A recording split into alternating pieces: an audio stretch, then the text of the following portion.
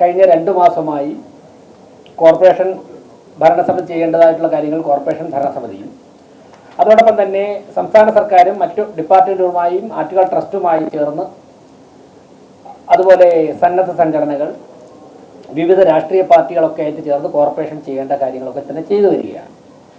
ഏറെക്കുറെ എല്ലാ ക്രമീകരണങ്ങളും പൂർത്തിയായിട്ടുണ്ട്. വളരെ നന്നായിട്ട് ആറ്റുകാൽ പൊങ്കാല വളരെ മനോഹരമായിട്ട് നടക്കുവാനുള്ള എല്ലാ അറേഞ്ച്മെൻറ്റുകളും പൂർത്തിയായി. ഭക്തജനങ്ങളെ വരവേൽക്കാൻ കാത്തിരിക്കുകയാണ് തിരുവനന്തപുരം നഗരി. തീർച്ചയായിട്ടും ഇതുവരെ സഹകരിച്ച എല്ലാവരോടും നന്ദിയുണ്ട്. ഇനിയുള്ള ദിവസങ്ങളിലും നമുക്ക് ഒരുമിച്ച് നിന്ന് സജീവമായിട്ട് കാര്യങ്ങൾ ചെയ്യണം. ബഹുമാനപ്പെട്ട മുഖ്യമന്ത്രിയുടെ നേതൃത്വത്തിലും വിവിധ മന്ത്രിമാരുടെ നേതൃത്വത്തിലും ഒക്കെ തന്നെ പല മീറ്റിങ്ങും നടന്നു. കോർപ്പറേഷൻ്റെ ഫൈനൽ ഉദ്യോഗസ്ഥ തലത്തിലുള്ള ഇന്റർ ഡിപ്പാർട്ട്മെന്റ് യോഗം നാളെ വിളിച്ചിട്ടുണ്ട്. അതിൽ വെച്ചിട്ട് ഇനി ഏതെങ്കിലും കാര്യങ്ങളിൽ നമ്മുടെ ശ്രദ്ധ ചെലുത്തേണ്ടതുണ്ടെങ്കിൽ ആ മേഖലയിലേക്ക് കൂടെ ചർച്ച ചെയ്യാൻ വേണ്ടി നാളെ ഉച്ചയ്ക്ക് 12 മണിക്ക് അത്തരത്തിലുള്ള യോഗം വിളിച്ചിട്ടുണ്ട്. എല്ലാ ഡിപ്പാർട്ട്മെന്റുകളും കോർപ്പറേറ്റ് ഉദ്യോഗസ്ഥരുടെ യോഗം മേയർക്ക് ചേംബറിൽ വിളിച്ചിട്ടുണ്ട്. അപ്പോൾ അതിന്റെ അടിസ്ഥാനത്തിൽ ഇപ്പോൾ ഈ യോഗത്തിലേക്ക് വരാൻ 5 മിനിറ്റ് വൈകിയത് തന്നെ വാട്ടർ അതോറിറ്റി സൂപ്രണ്ടിംഗ് എഞ്ചിനീയർ ഉൾപ്പെടെ ഞങ്ങൾ ഒരു മീറ്റിംഗ് ചേരുകയായിരുന്നു.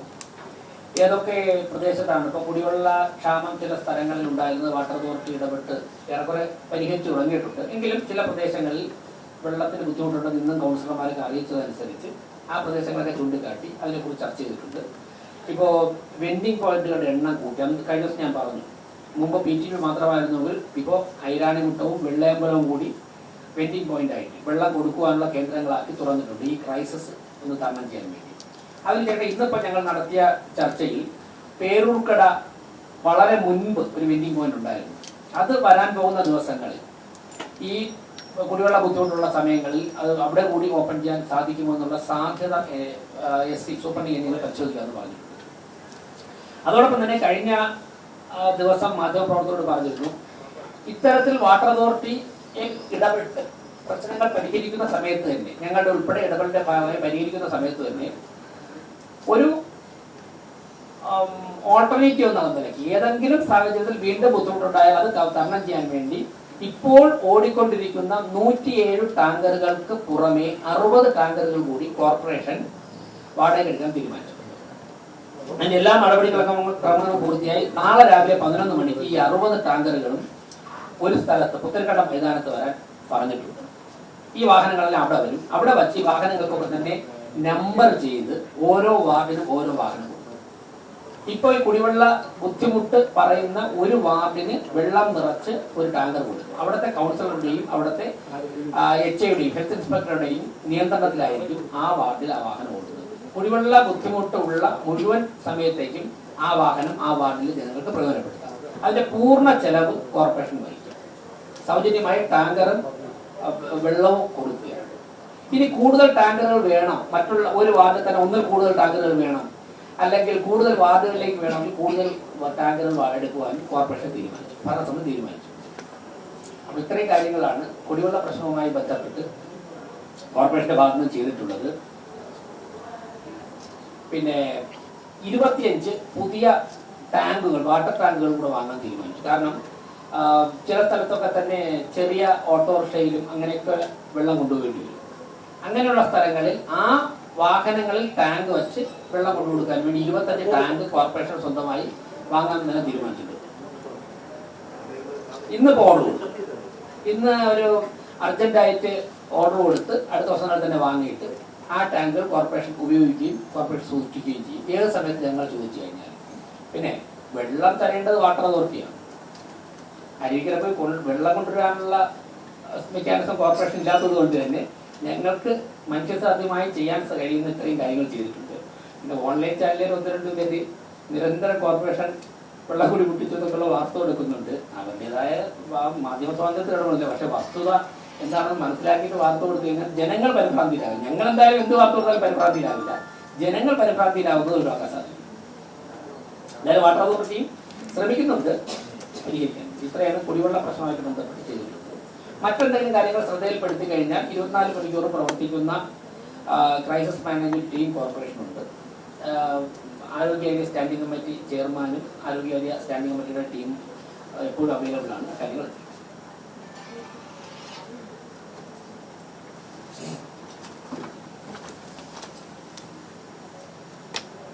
അപ്പോൾ കുടിവെള്ള പ്രശ്നത്തിന്റെ കാര്യത്തിൽ ഈ രീതിയിലുള്ള ഇടപെടാണ് ഇതുവരെ ചെയ്തിട്ടുള്ളത്. നാളെ രാവിലെ 11 മണിക്ക് എല്ലാ മാധ്യമപ്രവർത്തകരെയും പുത്തരിക്കണ്ട മൈതാനത്തിൽ വന്നു കഴിഞ്ഞാൽ ഈ അറേഞ്ച്മെന്റ് ഒക്കെ തന്നെ നേരിട്ട് നിങ്ങൾക്ക് വിലയിരുത്താം.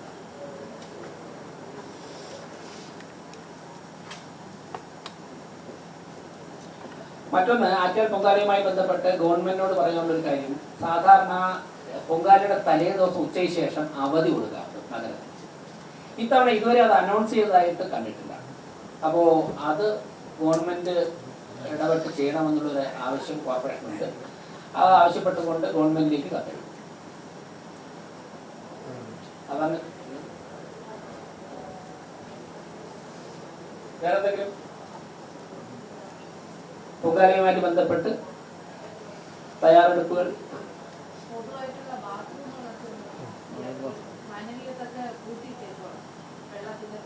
അത് ഈ ടോയ്ലറ്റാണോ അതോ മാനുവലാണ്? ടോയ്ലറ്റുകൾ കുറെ പരിശോധിച്ചിട്ടുണ്ട്. പിന്നെ ടെമ്പററി ടോയ്ലറ്റ് മുമ്പ് വെച്ചതിന്റെ ഇരട്ടി എണ്ണം വയ്ക്കുവാനുള്ള നടപടികൾ സ്വീകരിച്ചിട്ടുണ്ട്.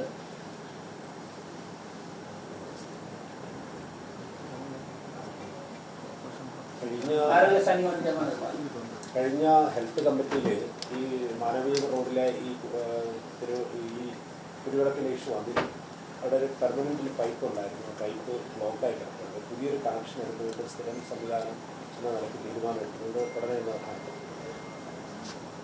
പൊങ്കാല സമയത്ത് കൂടുതൽ ടെമ്പററി ടോയ്ലറ്റ് കൊണ്ടുവരാനുള്ള സംവിധാനം ചെയ്തിട്ടുണ്ട്. പിന്നെ ഇന്നലത്തെ ബഡ്ജറ്റിൽ 200 ശുചിമുറികൾ തിരുവനന്തപുരം നഗരത്തിൽ 200 ശുചിമുറികൾ അനൗൺസ് ചെയ്തിട്ടുണ്ട്. ഇപ്പം നമുക്ക് 31 എണ്ണമാണ് ഞങ്ങളുടെ കണക്കിൽ ഇപ്പോൾ ഉള്ളത്. അതിൽ പലതും ഉപയോഗിക്കാൻ പറ്റുന്നില്ല.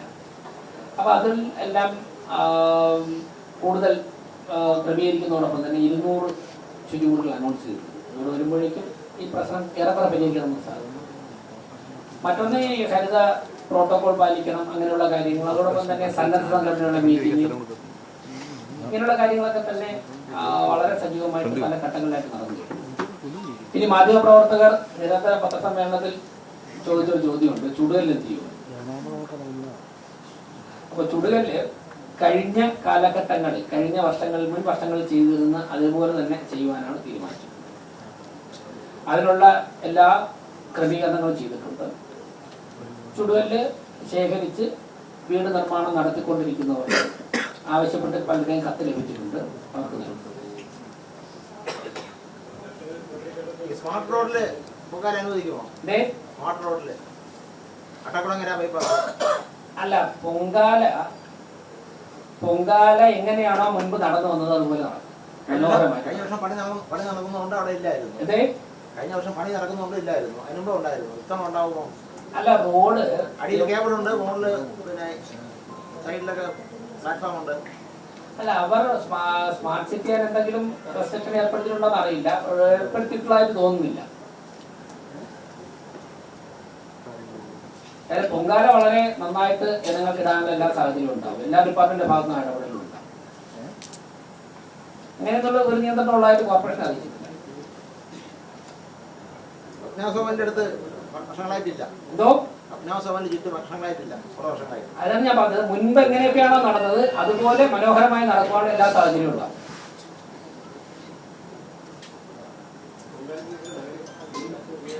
അതെ, അതാണ്. അതിന് ഇപ്പോ ചില സന്നദ്ധ സംഘടനകൾ പൊങ്കാലയ്ക്ക് മുൻപ് തന്നെ നഗരം വൃത്തിയാക്കുവാൻ വേണ്ടി തയ്യാറായി വന്നിട്ടുണ്ട്. അവർക്കൊക്കെ തന്നെ ചില പല സന്നദ്ധ സംഘടനകളും ചിലത് പ്രാദേശികമായിട്ടാണ്, ചിലത് പൊങ്കാല ഇടുന്ന എല്ലാ പ്രദേശങ്ങളും വൃത്തിയാക്കാമെന്ന് ആവശ്യപ്പെട്ടാണ്. അപ്പൊ അവർ മാറ്റുന്ന അതായത് ആ വേസ്റ്റ് നമ്മൾ മാറ്റിക്കൊള്ളണം. അവർ കളക്ട് ചെയ്യുന്ന മാലിന്യം അവർ സംസ്കരിക്കേണ്ട, കാരണം അവർക്ക് അതിന്റെ സിസ്റ്റം ഇല്ല. അത് കോർപ്പറേഷൻ സംസ്കരിക്കും. മറ്റേ പല സന്നദ്ധ സംഘടനകൾ തയ്യാറായി വന്നിട്ടുണ്ട്.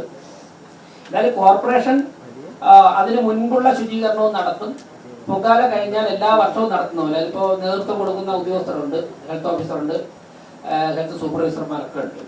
അവരൊക്കെ 1-2 പേര് ഫീൽഡിലാണ് അതിന്റെ അറേഞ്ച്മെന്റായിട്ട് ബന്ധപ്പെട്ട്. ഞങ്ങളൊരു 3000-ഓളം തൊഴിലാളികളെ ട്രെയിനിങ് പ്രോസസിന് വേണ്ടി മാത്രം, അതായത് തലേ ദിവസം പൊങ്കാലയ്ക്ക് വേണ്ടി ഉറക്കൊഴിയോ അങ്ങനെയൊന്നും ചെയ്യാത്ത, ഫ്രഷായിട്ടൊന്നും ചെയ്യാൻ തയ്യാറുള്ള ഒരു 3000 തൊഴിലാളികളെ, ഏകദേശം 2800-3000 വരെ തൊഴിലാളികളെ ആവശ്യം ഹെൽത്ത് ഇൻസ്പെക്ടർമാരുടെ ആവശ്യപ്രകാരം എല്ലാ സ്ഥലത്തേക്കും നിശ്ചയിച്ചു കഴിഞ്ഞു. അതിനാവശ്യമായിട്ടുള്ള ഒരു 170-200 ഇടയ്ക്കുള്ള ടിപ്പർ ലോഡുകൾ ഈ ചവർ കൊണ്ടുപോകാൻ വേണ്ടി അത് എവിടെയാണ് കൊണ്ട് നിക്ഷേപിക്കേണ്ടതെന്നുള്ള സ്ഥലം പെർമിഷൻ വാങ്ങിക്കഴിഞ്ഞു. ഇത് കൊണ്ട് നിക്ഷേപിച്ചു കഴിഞ്ഞാൽ അവിടെ അത് നിരത്താനുള്ള JCB അതാ സ്ഥലങ്ങൾ എത്തിക്കാനുള്ള ക്രമീകരണം നടത്തി കഴിഞ്ഞു.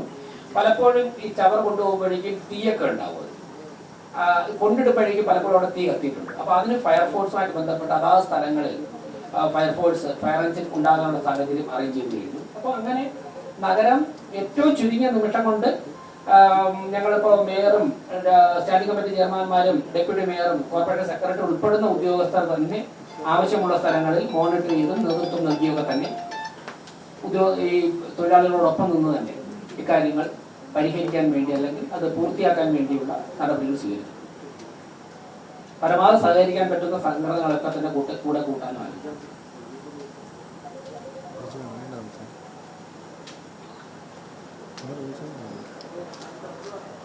വേറെന്തെങ്കിലും? പിന്നെ ഇന്ന് ബഡ്ജറ്റ് ചർച്ച ഉണ്ടായിരുന്നു, കുറെ മാധ്യമപ്രവർത്തകർ ഉണ്ടായിരുന്നു. അപ്പോൾ വളരെ നല്ല, തിരുവനന്തപുരത്ത് മാത്രമല്ല കേരളത്തിൽ തന്നെ വളരെ ഗുണം കിട്ടുന്ന ഒരു ബഡ്ജറ്റാണ് അവതരിപ്പിച്ചിട്ടുള്ളത്. തിരുവനന്തപുരം ജില്ലയുടെ പല ഭാഗത്തുനിന്നും, അല്ല ജില്ലയ്ക്ക് പുറത്തുനിന്നും, ജില്ലയുടെ പല ഭാഗത്തും ജില്ലയ്ക്ക് പുറത്തുനിന്നുള്ള ആൾക്കാരുൾപ്പെടെ ബഡ്ജറ്റിനെ കുറിച്ച് അന്വേഷിക്കുന്നുണ്ട്. അപ്പോൾ അത് അത്രത്തോളം സ്വീകാര്യമായിട്ടുള്ള ബഡ്ജറ്റാണ് കഴിഞ്ഞ 60 ദിവസം കൊണ്ട് തയ്യാറാക്കി അവതരിപ്പിക്കാൻ വേണ്ടി ഭരണസമിതിക്ക് സാധിച്ചിട്ടുള്ളത്. അതോടൊപ്പം തന്നെ അത് നടപ്പിലാക്കുവാനുള്ള നടപടികൾ സ്വീകരിച്ചു. വേറെന്തെങ്കിലും?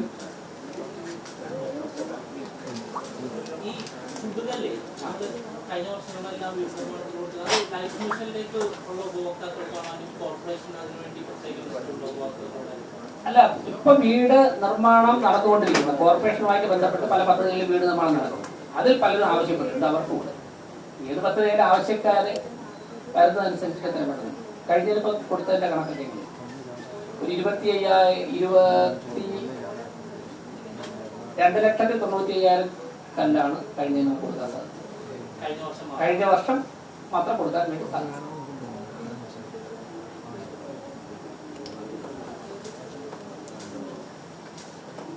മറ്റൊരു സംഭവം ഉണ്ടായി ബഡ്ജറ്റിന്റെ UDF കൗൺസിലർമാര് ബഹിഷ്കരിച്ചുകൊണ്ട് പോയി. നിങ്ങളുടെ കൗൺസിലുള്ള ഒരു കൗൺസിലർക്കെതിരെ ഒരു പോക്സോ കേസ് രജിസ്റ്റർ ചെയ്തിട്ടുണ്ട്. DGP-ആണ്.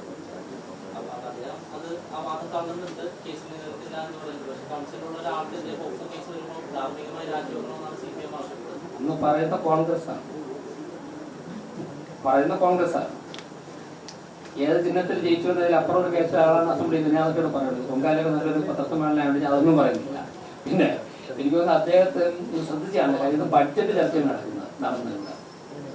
ഇന്ന് താങ്കൾ പറഞ്ഞ അല്ലെങ്കിൽ അദ്ദേഹം പറഞ്ഞ കേസിന്റെ ചർച്ചയും വിചാരണയല്ല. ഇന്നലെ പൂർണ്ണമായിട്ടും പുതിയതായിട്ടുള്ള എല്ലാ വിഷയവും പലതും പ്രസംഗിച്ചു.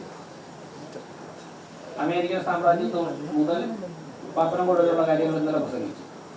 അത് ഇന്നലെ പൊതു ചർച്ചയാണ്. ഇന്ന് ഹെഡ് തിരിച്ച് ഈ അനുവദിച്ചതിൽ കൂടുതലായിട്ട് എന്തെങ്കിലും നിർദ്ദേശങ്ങളുണ്ടോ? അപ്പോൾ എനിക്ക് തോന്നുന്നു അത് മനസ്സിലാക്കാതെയാണ് ആ വിഷയം ഉന്നയിച്ചത്. ബഡ്ജറ്റ് വിഷയം അല്ലാത്തതുകൊണ്ടാണ്. പിന്നെ പരിഷ്കരിച്ചു പോയത് അവർക്ക് വേറെ പരിപാടികളുണ്ടായി. ഞാൻ ഇന്ന് 10:30 അവർക്ക് പ്രധാനപ്പെട്ട നേതാക്കൾ നിങ്ങൾ അന്വേഷിച്ച് വയ്ക്കുകയാണ്. അതിൽ പ്രധാനപ്പെട്ട നേതാക്കന്മാർ ഒരു പാർട്ടി പരിപാടിയിൽ 10:30 അല്ല നിങ്ങൾ അന്വേഷിച്ച് വയ്ക്കും. അത് കഴിഞ്ഞിട്ട് അവർക്ക് പാർട്ടി പരിപാടി ഉണ്ടായി. കുറച്ചുകൂടെ നേരത്തില്ലേ ഉണ്ടായിരുന്നല്ലോ, അവിടെ പോയതാണ്. 10:30 പാർട്ടി പരിപാടിക്ക് പോകാൻ പറ്റും പോകണമെന്ന് പറഞ്ഞാൽ ബഡ്ജറ്റ് ഇത് പോകാൻ പറ്റില്ലല്ലോ. ഒരു പ്രതിഷേധമാണ്. സ്പോർട്സ് മാൻസ്പെറ്റിൽ കാണാത്ത ബഡ്ജറ്റ് വൻ ഭൂരിപക്ഷത്തിൽ പാസ്സായി. ഈ ഭരണസമിതി വന്നപ്പോൾ ഉണ്ടായിരുന്ന ആശങ്കയൊന്നും ഉണ്ടായിട്ടില്ല. പറയും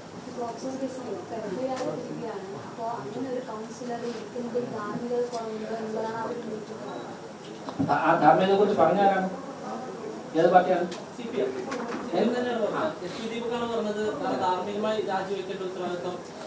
അതൊക്കെ ഞാൻ പറയാം. ഇത് ഒരു പബ്ലിക് ആയിട്ടുള്ള സ്ഥലമാണ്, കോർപ്പറേഷൻ കൗൺസിലാണ്. ഇവിടെ പോലീസും കോടതിയൊക്കെ ഉണ്ട്. പോലീസും കോടതിയും കൃത്യമായിട്ട് കാര്യങ്ങൾ നോക്കും.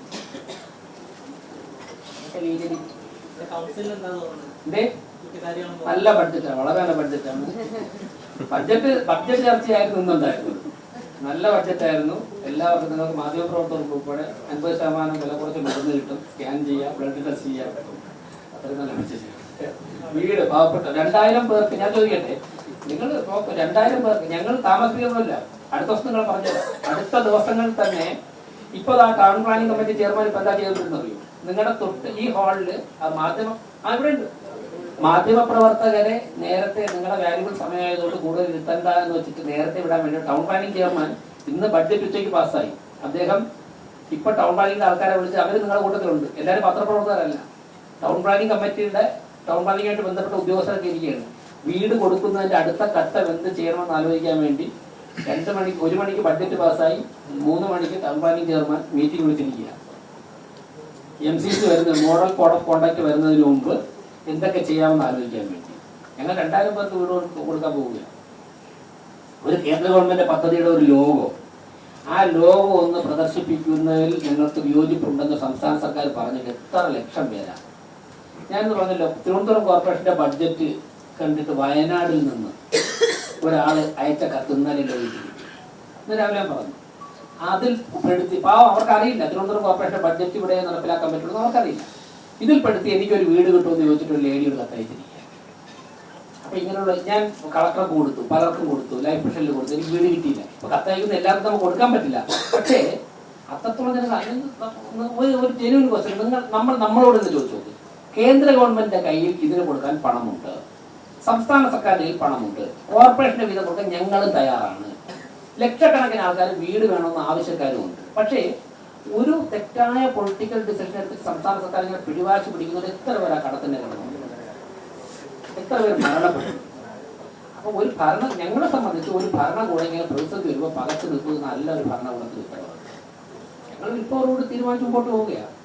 പലരും ചോദിക്കുന്നത് 2000 വീട് എങ്ങനെ കൊടുക്കും കോർപ്പറേഷൻ. കാരണം ഞങ്ങൾ വളരെ മനോഹരമായിട്ട് വിനയത്തോടെ ചെയ്ത് കാണിച്ച് 2000 കുടുംബങ്ങളും ഹൗസ് വാമിങ് കഴിഞ്ഞ് പാലുകാച്ചി കഴിഞ്ഞ് താമസമാകുമ്പോഴേക്കും നമുക്ക് അതിനുള്ള പിന്തുണയാണ്. അല്ലാതെ താങ്ക് യു.